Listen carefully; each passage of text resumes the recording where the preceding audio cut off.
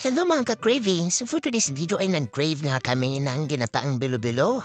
So ayun na nga po, kami pumunta na ng bayan at bumili ng mga ingredients. So ang kailangan lang po natin dito sa ginataang bilo-bilo ay syempre number 1, glutinous rice. Binilog-bilog nga natin ito ng katamtamang laki lang, hindi maliliit, hindi malalaki. Sumunod ay ang ating saging na saba, kamuting kahoy, at ang ating kamote. So yan, kamuting purple po yan. Kailangan din natin dito ng gata, bali 2 gata po yan. And then ang ating red na sago. And then kailangan din natin dito ng asukal, syempre, pampatamis, and a pinch of salt, syempre. So sa isang malaking kawali ay nagpakulo muna kami dito ng tubig.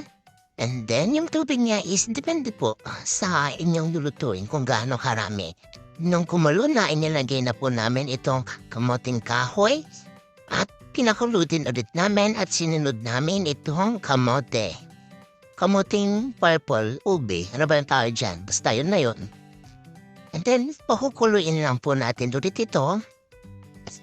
At ang sumunod po dito is ilagay na din po natin ang ating glutinous na binilog-bilog. So, hintayin niya yung tubig niya, naging ganun yung kulay niya dahil sa ating kamoting purple. Lagyan lang po natin yan ng dahan-dahan. Malalaman mo pag luto na yung glutinous pagka umahon na sila or lumutang na po sila. Ganun po siya. Kaya nilagyan din po namin dito ng glutinous din sa pinggan para hindi po siya magdikit-dikit. Nag-iwan din ako ng kaunting glutinous rice para gawin ko mamayin slurry para pampalapot po sa ating sabaw. Pagkaluto nga ng ating glutinous rice, isunod naman natin ilagay ang ating gata. Balik kakang gata lang po yan, ipinapignan na rin po namin doon sa bayan. Bali tatlong nyug po ata yan. Yung 2 supot na gata. Then, sunod na din po natin ilagay ang ating saging na saba. So, yan, first time namin mag-video kaya ngayon, hindi namin nabibidyohan talaga yung saktong paglagay ng mga ingredients. Ilagay na po namin ang saging na saba dyan at sinunod na din po namin ang asukal.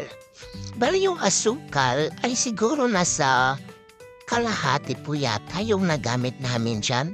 Half kilo. Depende po sa inyong panlasa po. Kasi, di ba hindi naman po tayo pare-pareho ng panlasa. Yung iba, sa akin, matamis na yung iba. Hindi po matamis. So, depende po sa inyo. Then, kailangan din natin dyan maglagay ng konting asin lamang para pampatanggal umay lang sa sobrang tamis niya. Then, isinunod na din namin dyan yung ating pulang sago. Lahat po yan binili lang po namin sa bayan. And then sinunod ko na rin po itong ating slurry. Yung slurry po na yan is yung glutinous rice lang yan po. Nilagyan ko lang siya ng warm na water. Huwag po yung mainit kasi maluluto na po yung glutinous niyan. So ayan, makikita niyo po, ganyan na siya. Lumapot na po yung sabaw niya. So okay na to, kuha ka na ng mangkok at nakain na. Salamat sa panonood. Bye!